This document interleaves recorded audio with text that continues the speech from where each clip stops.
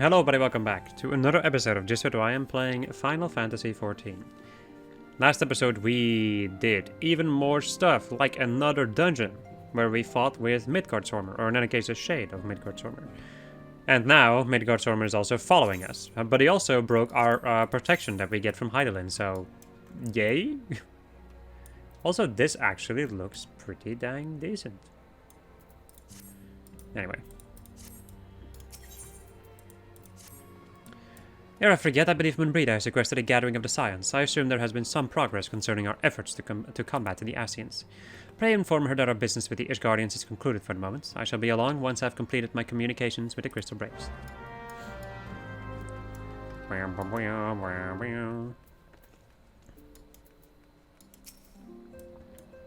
All done with your talk of dragons? Wonderful, because Ascians are next on the menu.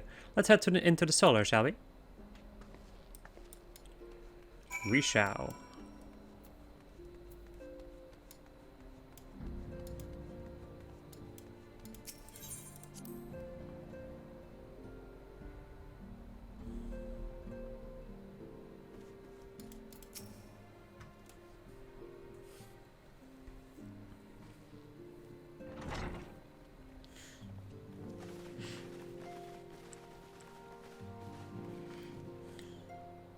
Now that everything's calmed down a bit, relatively speaking I mean, I thought it might be a good time to share our progress on the weapon.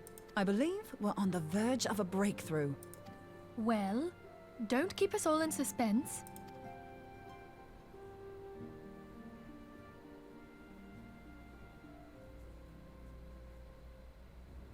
Just in case anyone's forgotten, let's start by reviewing what we already know. So, an Ascian is an immortal because its soul doesn't return to the ethereal realm when its host is defeated. Instead, it flees to the place that lies between our world and the void. Therefore, the first step to permanently defeating an Ascian is preventing its soul from making this journey. And if you recall, when we last gathered here, I had verified that white auracite has adequate capacity to entrap the beings, albeit only briefly. Which left the small matter of their extermination. Aye.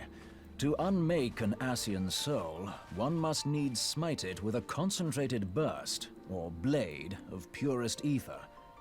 However, we wanted for both the data and the means to forge such a weapon. Short of experimenting on an actual Ascian, you see, there's no way to gauge how much ether its soul is made of. As such, we don't know what etheric density our blade needs to have in order for it to work. So we'll just have to make the densest blade we can and hope for the best. Though that would require a lot of ether. Hang on a minute. Why didn't we think of this before? White auracite can hold an absolute heap of ether, can't it? Please tell me you're joking. For God's sake. Joking. I feel as though I'm reliving the same scene over and over with you. How many times do you need to be told that white auracite cannot store ether for long periods? Being intangible matter, ether is given to dispersion. Only in its crystallized form is it a stable source of energy. I will test you later on this, so see to it you do not forget. Right, yes. It's all coming back to me. So our hopes rest on good old crystals again, do they? While they are certainly reliable, they leave something to be desired in the area of portability. Indeed. I am reminded of the quantity of corrupted crystals required to thwart Leviathan, and the extraordinary lengths to which the Lamentsons went to transport them. What if it should prove that a similar quantity was needed to destroy an Ascian's soul? Or still more? I do not envy the poor sod who has to lug all of that around, on the off chance that an Ascian appears. That's the very problem we set out to solve, and I reckon we've found the answer. If it isn't practical to lug around the ether we need, we'll just have to draw upon another source. And the only viable source is the land. If you mean to tap the Great River of Ether, know that it will entail considerable risk.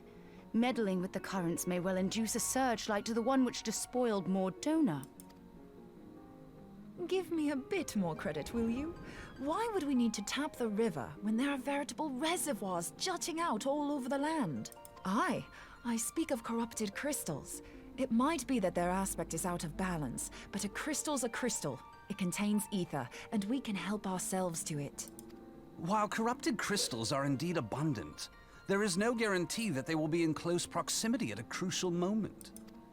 But what if we don't need them to be? What if we could tap their power from afar? A malm away, say? If we could do that, we'd have ready access to ether aplenty in almost every corner of Eorzea.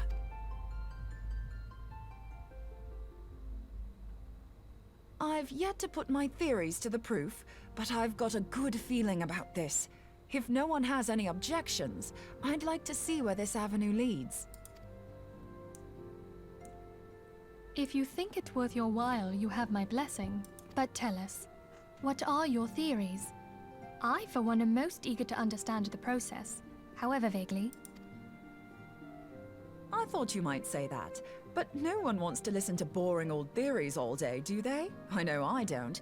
So with your permission, I'd like to try something a bit more hands-on. I've already built an etheric siphon especially for this purpose, and I've been meaning to try it out. Thing is, the profusion of corrupted crystals in Mordona makes it something of a high-risk testing ground. If anything goes awry with the siphon, it would be better if it didn't happen within spitting distance of quite so much ether. Ideally, I need an isolated specimen. Does anyone know where I can find one? May I suggest northern Thanalan? There you will find corrupted crystals of middling size, standing a reasonable distance apart. Ideal for your needs, I should have thought. Oh, and if you do elect to visit the place, I should be much obliged if you would assist me in another matter while you are in the area. Has something happened? Movement has been observed at Castrum Meridianum. During Operation Archon, the Alliance dealt the stronghold a heavy blow.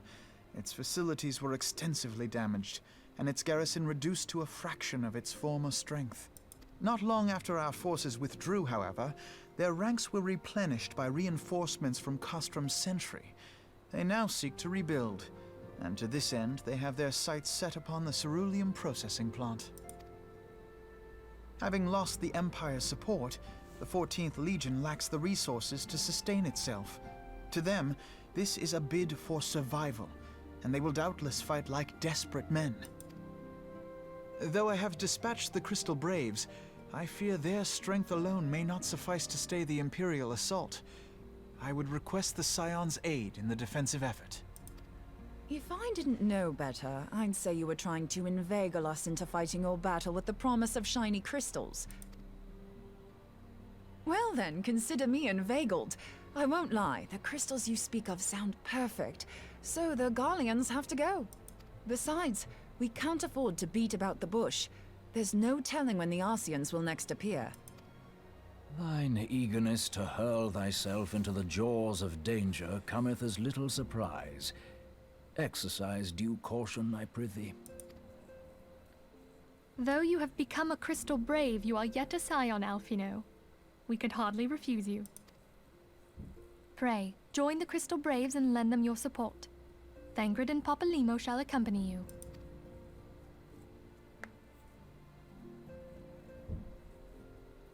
Ida and Yashtola, in the meantime I would have you assist Moonbreeder. Scout out the crystal clusters, that the testing may commence as soon as the Garlean threat has been eliminated. If it please you, I shall continue mine own experiments on white orosite. Thank you, Arianger. Everyone, pray see to your preparations and depart as soon as you're able. Go well, and be safe.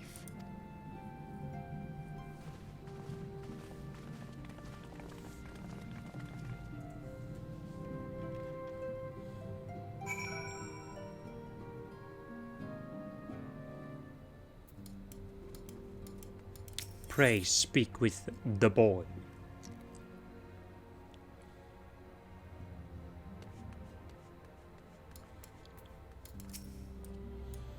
It would seem that events have once more conspired to rob us of rest and recuperation. Though I would wish it otherwise. I must ask that you head straight away to the processing plant. The fourth have already deployed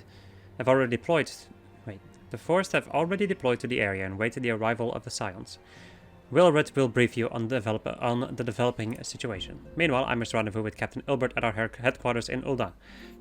I shall take command of our forces there with a lighter heart, knowing that you go to support the front lines.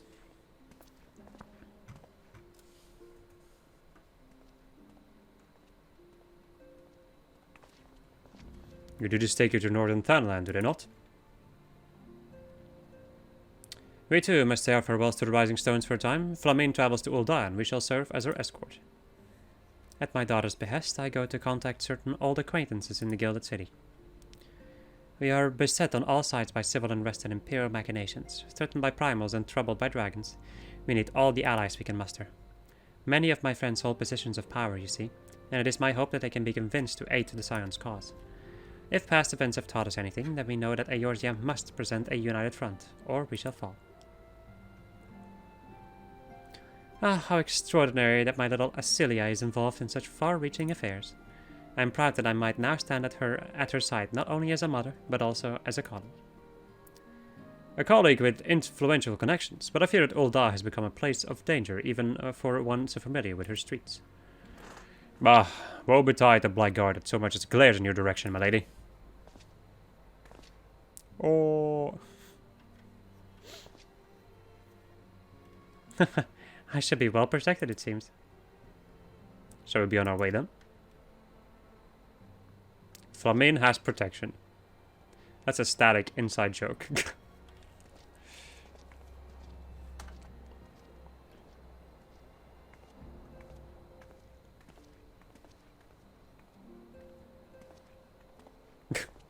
Walks up, nods, turns around, turns, and moves over. Sorry, but that looked really funny to me.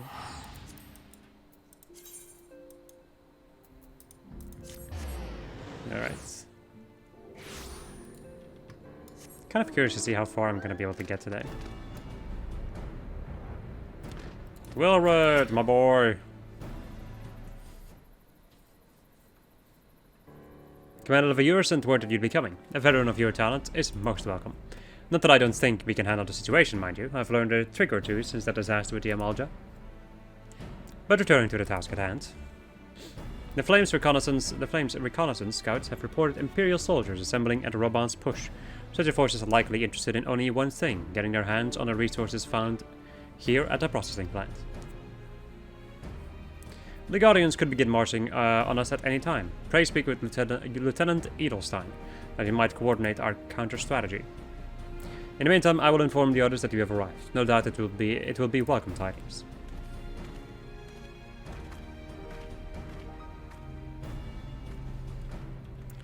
Brum. Bum, bum, bum, bum.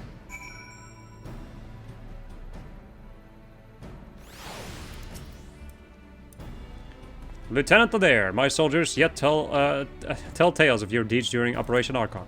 Would that we could sit a while and reminisce about old times, but I fear more pressing matters require our attention. The civilian draftsmen, you see, have come across several highly suspicious crates within the boundaries of the processing plant. I had my sappers take a closer look, and our worst fears were confirmed. These boxes contain powerful explosive devices of Imperial design, no less. By my order, the Flames stationed here are conducting a thorough sweep of the compound as we speak. Though it troubles me that we were unable to apprehend the Imperial spy behind this, I have faith that our men will be able to neutralize the threat for now. In the meantime, our scouts bring troubling news on the latest movements of the Imperial army. I would once again ask for your aid. We've been keeping a close eye on that Guardian garrison, and it would seem the Imperials have finally begun to mobilize. According to the reconnaissance report that just came in, the squads seen leaving the castrum are too few in number to effectively take and hold our position. They will likely mount a swift assault and focus on the acquisition of resources. I have, of course, also shared this report with the Crystal Braves. They've decided to take to the field to meet this assault head on. I have apprised your fellow Scions of the situation, and am heartened to know that they will be joining the effort. Pray report to Lieutenant Alian, or Alian, whatever, and lend your much welcome strength to the counteroffensive.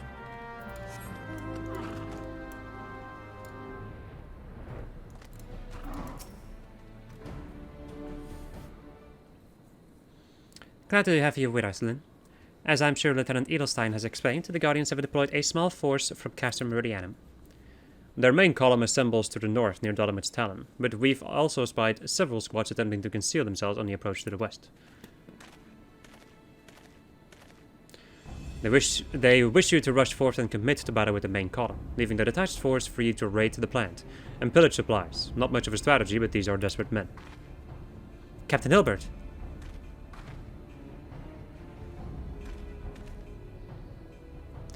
Greetings, Scion. I understand the commander bids you and your fellows come lend a hand to the Braves. With such mighty heroes at its disposal, the Fourth should have little trouble contending with aught the Guardians might throw at them. But even you cannot be everywhere at once. The Third was getting restless, holed up in Ul'dah, so I marched them out here to fill any holes in the plan's defenses, and add their numbers to your counterattack. Reinforcements are welcome. We've enough soldiers now to divide our forces and safely engage the enemy far beyond the walls. It would be best to avoid staging a battle anywhere near this much ceruleum. Let's take this fight to the Guardians. A wise choice indeed. A wise course indeed. I shudder to think of the consequences should any of these storage tanks be exposed to fire. If there are no objections, the Scion shall join the Fourth and give battle to the Spain column. You're with the Third then, Warrior of Light. Your job will be to intercept these squads hiding out in the west and prevent them from reaching the processing plant. When you're ready to proceed, report to Lieutenant Yuhase. His scouts should have a rough idea of where the Imperials have concealed themselves by now.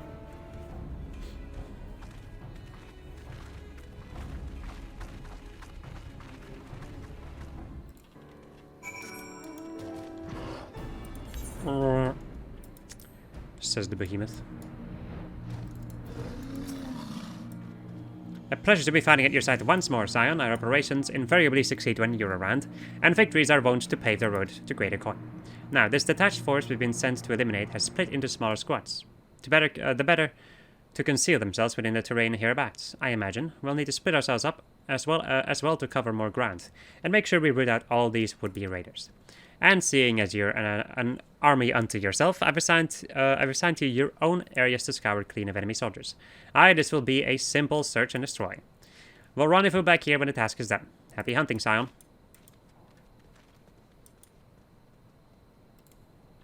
Right. Time to kill. Time for Lynn to commit murder. Can I please get off my freaking horse? Can I please get off of my high horse? That was a dumb joke. Oh well. Man, doing this as my level 80 paladin with level 80 gear. Juicy. One shot. No? Aw, really? Almost one shot.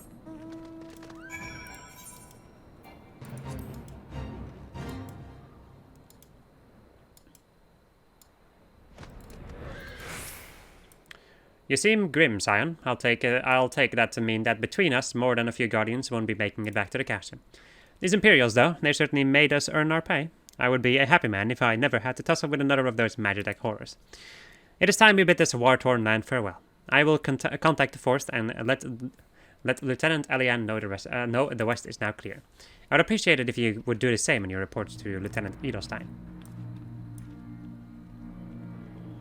That's a huge bird.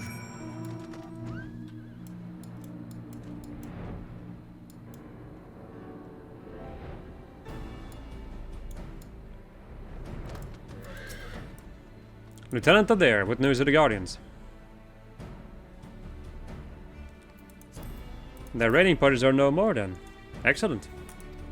The Amalja engineers will be most relieved to hear that the plant is no longer in any immediate danger. Thank you again for your assistance. You must be anxious for word of your fellows. Lieutenant Alian has reported a sound victory over the main column, and informs me that the Scions have already turned their attention to other duties. All but one, that is, the Rogadin lady with the large axe. 'Twould appear she has chosen to remain at the site of the battle.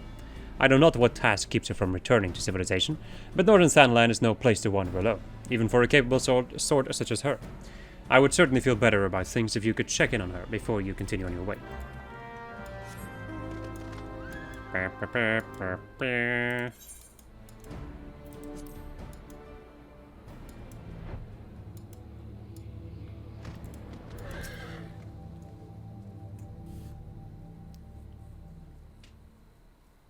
hold on. I won't be a second.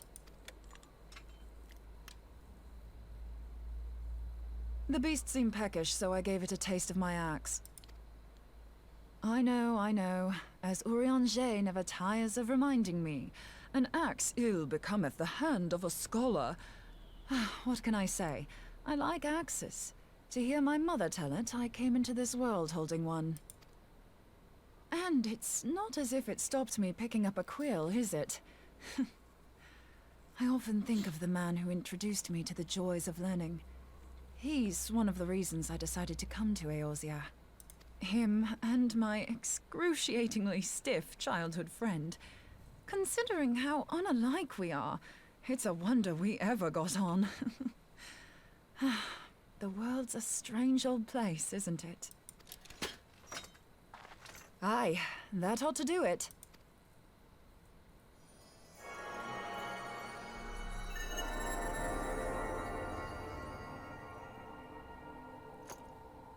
So far, so good. At these concentrations, it shouldn't matter too much if something goes awry. Just enough ether to make it interesting. Did you see that? The way the crystal glowed? The siphon works, I'm happy to say. With a few refinements, it should satisfy our appetite for ether, which just leaves the small matter of forging our blade. I'm not sure how to go about it just yet, but I swear to find a way. I'll put a blade in your hands if it's the last thing I do. She senses me. A useful talent.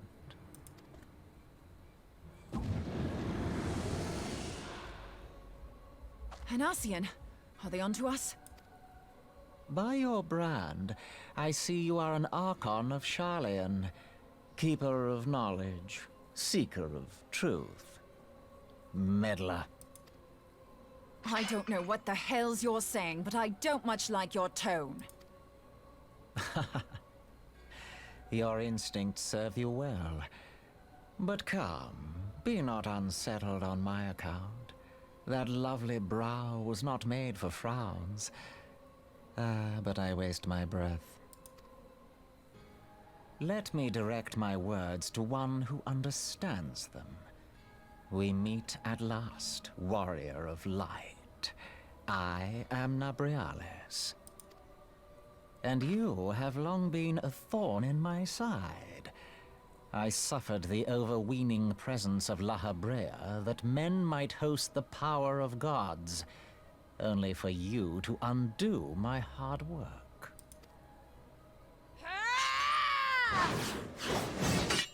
Oh, bugger. Do settle down. You must concede that I acted in self-defense. But what's this? I do not sense the blessing of light. Oh dear. Could it be that frail Hydaelyn has forgotten her champion? This I did not foresee. Shorn of light as you are no longer a threat. And better yet, the seal is broken. Now is the time to claim the staff. With it in my grasp, I shall rise above them all and take my place at Lord Zodiac's right hand.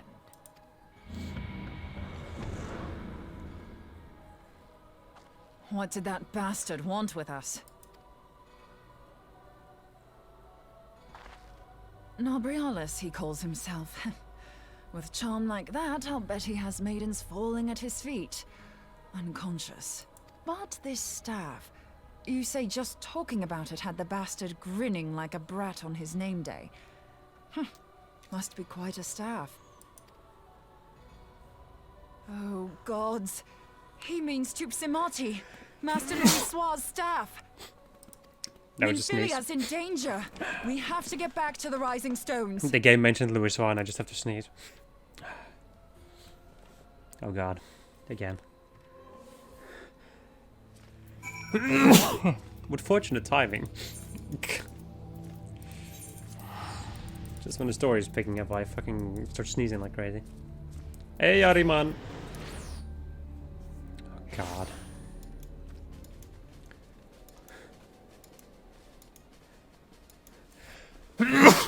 God, stop, please.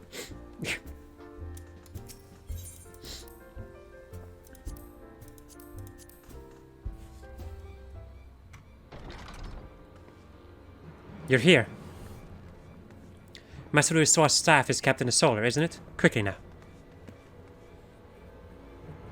I totally forgot to block the chat again. Oh well.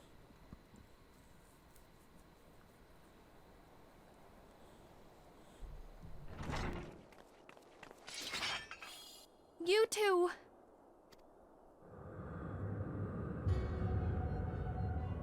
So, you were able to divine my intent. What now, warrior of light? Ah, but that name is no longer fitting. You have become decidedly dull, and quite incapable of barring my entry. What do you mean? You truly do not know? Then I suppose it is only right that I enlighten you. The blessing of light kept you and your fellow meddlers safe. It was that which prevented my kind from entering your domain. My kind, I say, though it had no power over the likes of Elidibus and La Habrea. Being of this world, they could come and go as they please, while I could only look on. But I need look no longer. Now that the seal is gone, I mean to act. Unlike the others, I am not given to waiting. I shall take that staff and bring about the next rejoining. Rejoining? Then it was your doing. The Isle of Val, the scholars, all of it.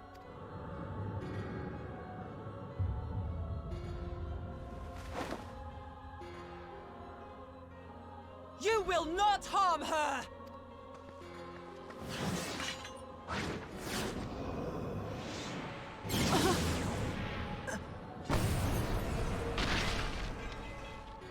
Moonbreeder!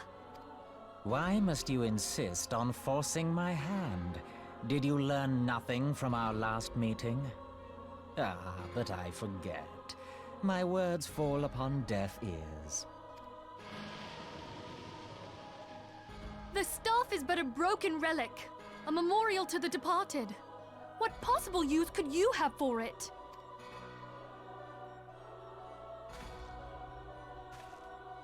What use? You mean to say that all this time you kept the key, never knowing what it was you possessed? The staff Tupsimati, or rather the stone tablet it bears, is host to a great power. Together with the horn, it can be used to draw vast quantities of ether from its bearer's surroundings. How else do you think Louis Soir was able to invoke the power of the 12 without making them an offering of crystals? Summoning requires not only prayer, but a profusion of ether. Even a child knows that. If I did not know before, you may be certain I do now. But above all, I know that we cannot allow this staff to fall into your hands. I will die before I let you take it. Insufferable woman. I would happily end your miserable life here and now. Alas, Elidibus would never let me hear the end of it. Very well. If you will not part with the staff, I will take you too.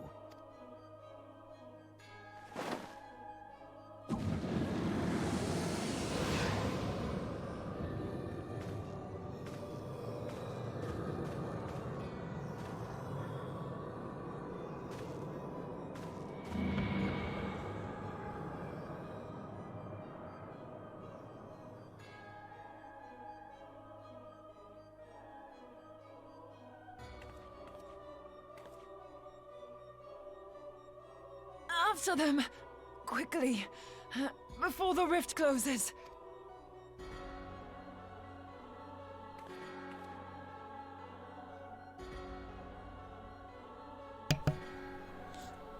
Okay. I just muted my microphone because, like, my fucking god, I sneezed so many times.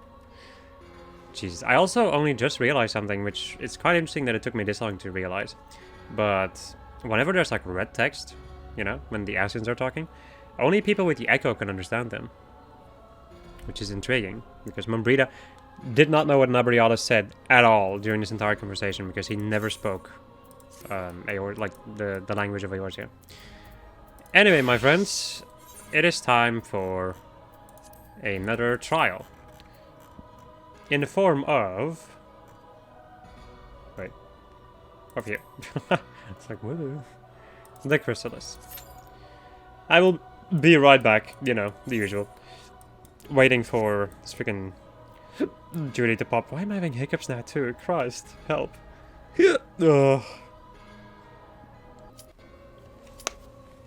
Alright, here we are. Time to jump in and fight the boy.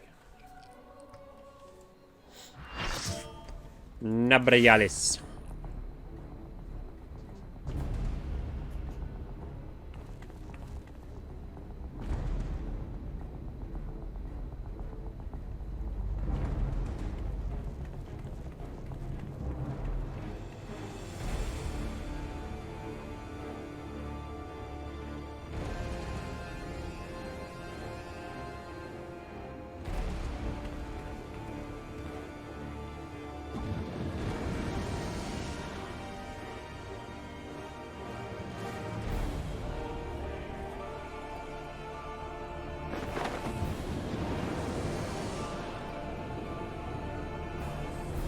Oh lord, he coming. Or we coming. Hello. Right. Ba-dum, bum. Bum, ba-dum, bum. Bum, ba-dum, bum. Bum, bum. I'm thinking about the alley. I have to think for a second, like, how to do my, how to, like, start my Bard rotation. I've not been playing Bard that much lately, so really have to think a little bit more on it. Alright, the thing that Nabrialis does is he uses stuff like double, which means that the next action will be cast twice. So he usually uses double in combination with Jolt, which means that he's gonna do like his Time Buster, basically, times 2. Another thing that he likes to do is this part over here. These orbs will give you... Well, they used to give you... Okay, oh, that's weird. They may have changed this fight. I am a little bit unsure about that. No, okay. It still works the same way. They give you magic vulnerability or physical vulnerability. So the thing you want to do is swap between the two. This is gonna hurt me. Ow. And you kind of want to stop him from taking too many of these orbs, because the more that he has, the more damage he's gonna do. People just gonna ignore that final one? Yep. Straight up ignored that final one. That's funny.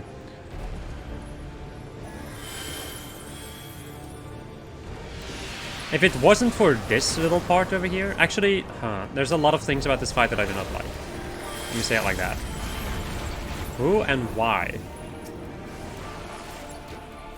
So, the another thing that he likes to do is teleport around. So when you're a melee DPS, this fight sucks.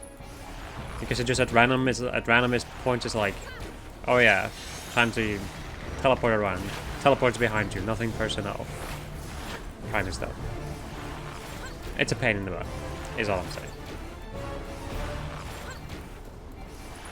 And sometimes he will do this, which is triple. Where we now triple cast Spark. Living Dead.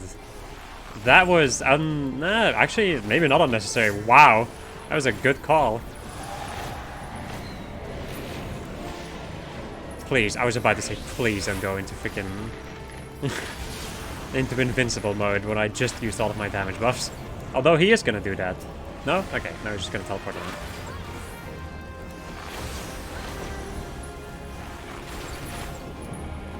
Right, now he's gonna go to the middle and do the same shtick again. Because why wouldn't he do that? I really fucking hate this fight. Oh, I see now why I didn't get the thing, because what was it, like a Cena burst or whatever the hell? So he didn't give me the magic vulnerability, but he gave me an ad instead. Right. Yeah, I cannot take any more than what I have already taken. Look at all these magic orbs over here. My god. There we go. Woof. Yeah, you just...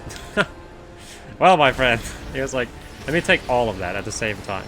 That did not end well for him.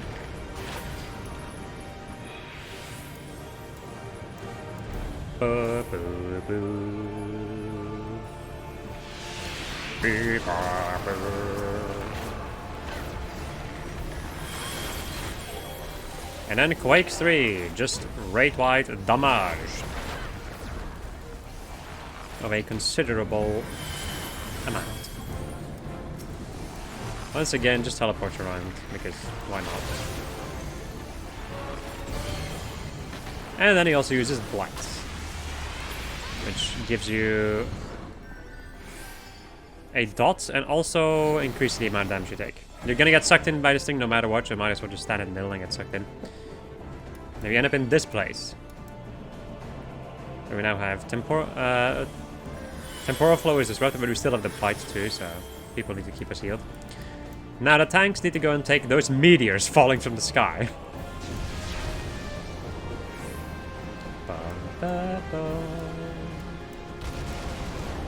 Only the tank should take those, and then there's this thing over here, which needs to be destroyed. I'm just going to mark this thing, because people are otherwise going to forget about it. Am I seriously gonna fucking... Oh my fucking god. I swear to god. Am I, as the fucking bard, gonna need to well beat this thing? Christ. Please kill it. Please kill it. Please kill it! Please kill it! Okay, there we go. So only tanks soak those freaking meteors. Use preferably a melee LB on that shard thing over there to escape the reality of death and destruction. And that is just about everything that this fight has to offer. If the middle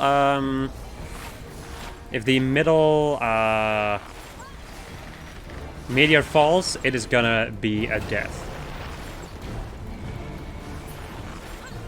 There we go. Secret Ashen, man. What? What the hell is that for an achievement name?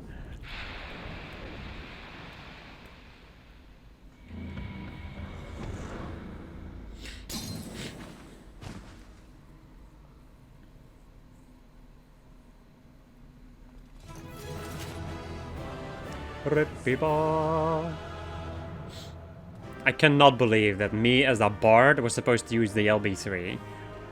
Jesus fucking Christ. Here, have this commendation healer. You did well. I got a player comment. I got one commendation for killing that ad, otherwise it would have wiped.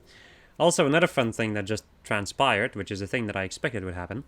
You're safe. Thank the 12. And I'll also be right back while Moonbrita is fucking dying. BRB. Are you ready to have your cutscene ruined by a purring cat? Because that is most likely what will happen. Anyway, let us continue.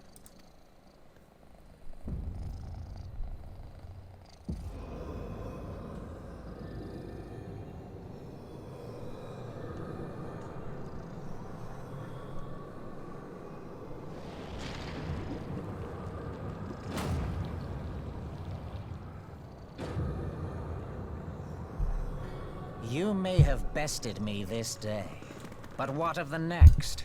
What of all the days to come? Excuse me. My cat is being an ass right now, and thus I need to protect myself. Otherwise, she's going to destroy my clothing.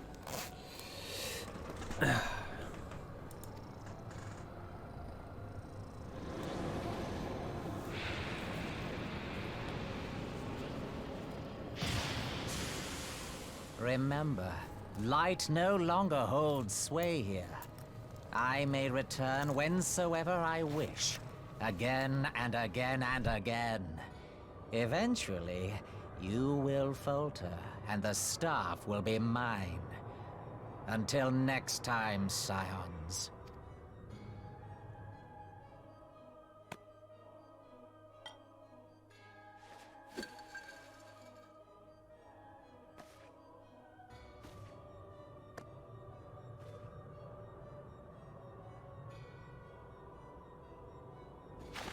There will be no next time.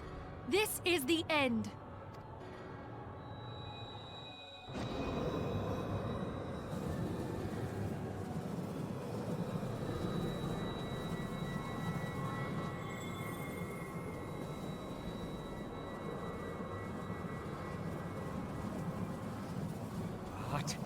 What trickery is this?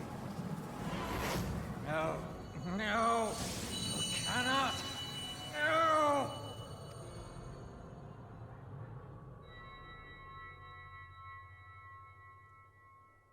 Use Tube Samati to gather ether. Quickly, before he breaks free!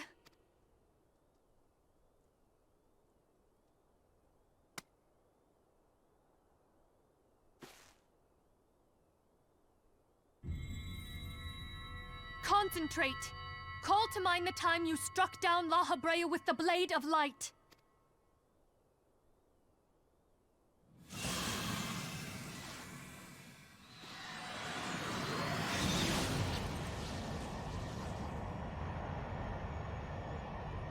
Why won't it work?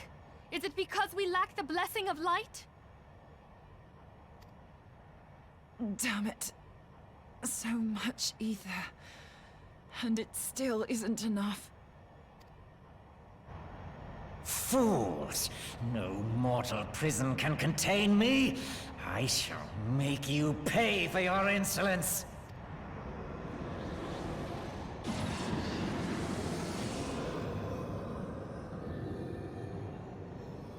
Please, Mother Heidelin, hearken to our plea. Lend us your divine light.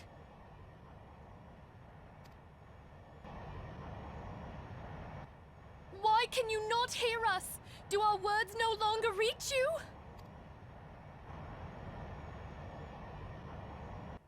If only we had a bit more ether.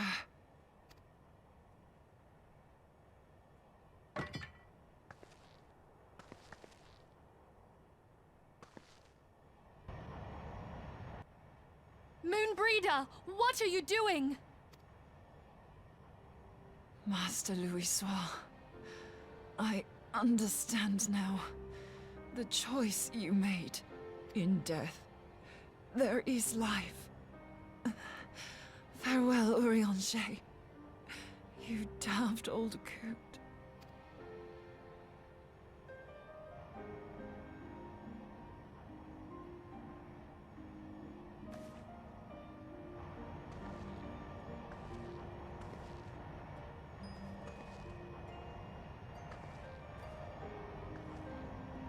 Moonbreeder, no! You mustn't!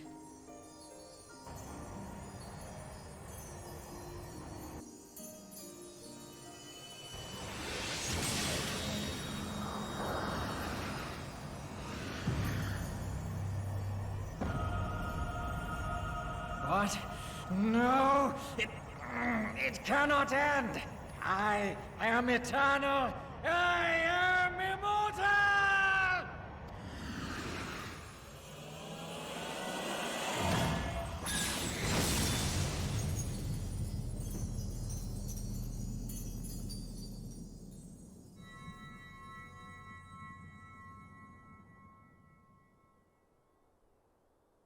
Moonbreeder.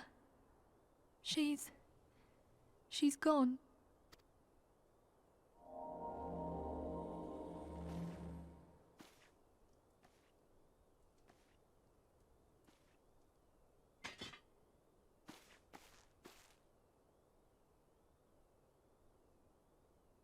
You did it, my friend. The Ascian is dead.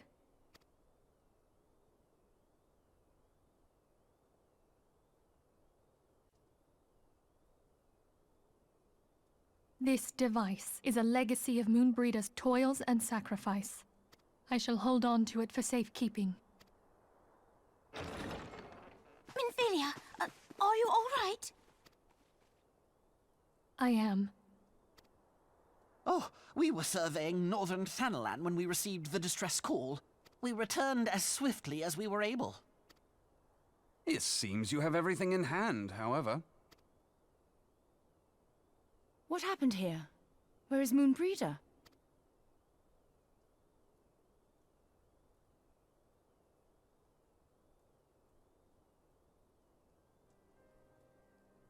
She gave her life to temper the Blade of Light. I have no words. Rather than wait the inevitable, she took her fate into her own hands. Does Urianger know?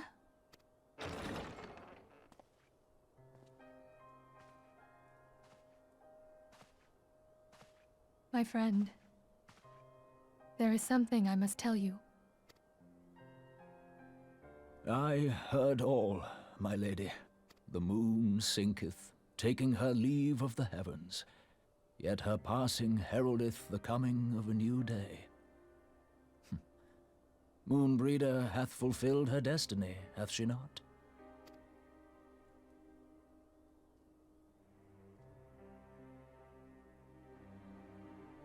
Long ago, far across the seas in the Charlayan motherland, Moonbreeder and I did study under the sage tutelage of Master Louisoix.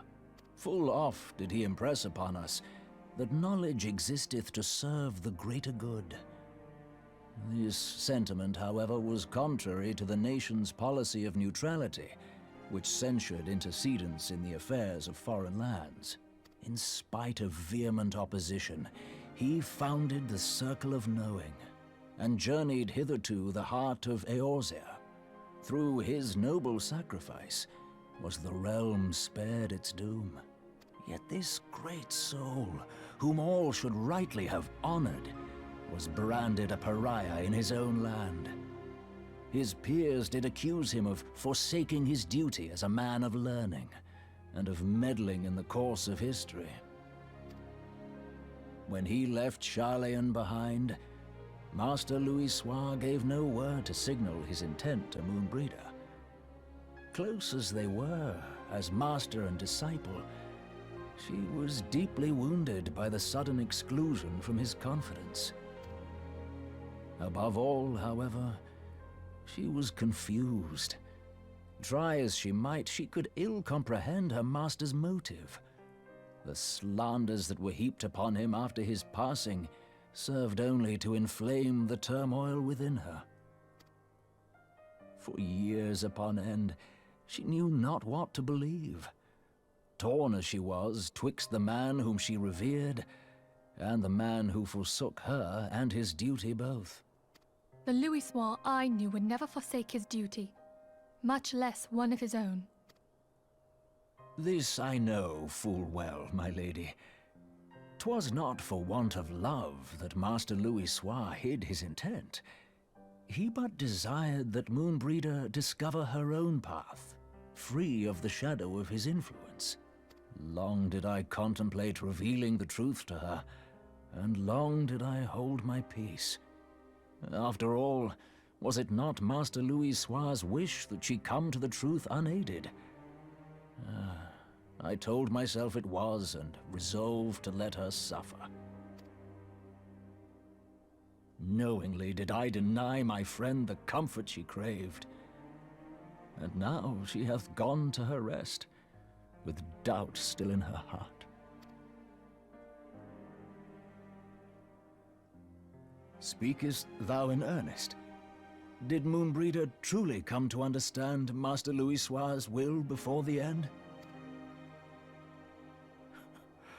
The realization hath set her free.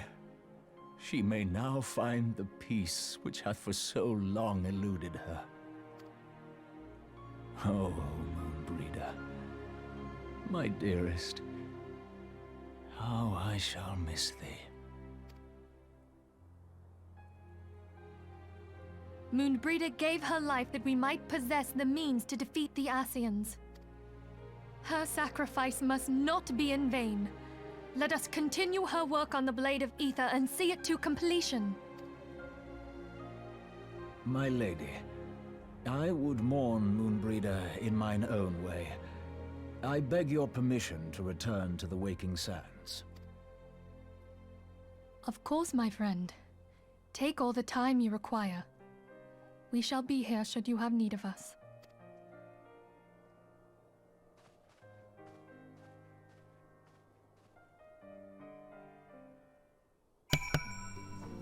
I think I didn't remove the chat block.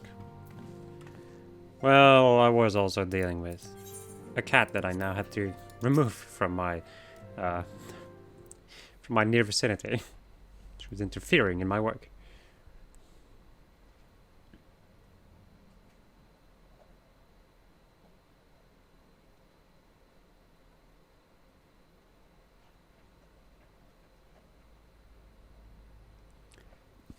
Never have I seen Orianze so utterly defeated. No one should be made to suffer such grief. We shall gather in the Charlian Manor to celebrate Moonbreeder's life and mourn her passing. Complete. So, my friends, I hope you enjoyed this episode of just us playing Final Fantasy XIV, where we had... You remember the time where I said, like, meet one of my favorite characters in the game, literally dies really early, just instantly. Got introduced, got a tiny amount of character, like, exposure, I guess, and then just got killed. So, yeah, joy. Anyway, everything I love, I lose. I hope you enjoyed this episode of Just What I already said that. Anyway, goodbye.